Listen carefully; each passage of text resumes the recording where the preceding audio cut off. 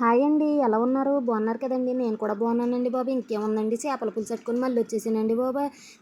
మన ఛానల్‌కు లైక్ కొట్టుకోండి, ఒక షేర్ ఇచ్చుకోండి, ఒక సబ్స్క్రైబ్ చేసుకోండి.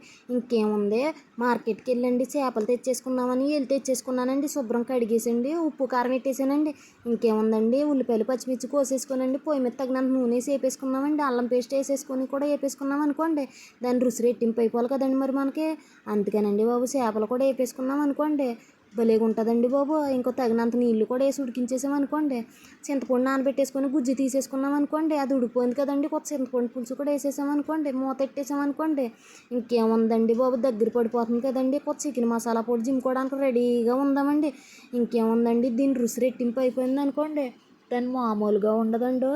వేడి వేడి అన్నాలు ఈ చేపల పులుసు కానీ వేసుకొని తిన్నామనుకోండి, జీవితంలో మనల్ని మర్చిపోరండి. ఎవరికి చేపల పులుసు వేసి నేను ఎప్పటికైనా నీ చేపల పులుసే బాగుందంటారండి. కాబట్టి మీరు కూడా తప్పకుండా ట్రై చేయండి. మళ్ళీ వీడియోలో కలుద్దాము.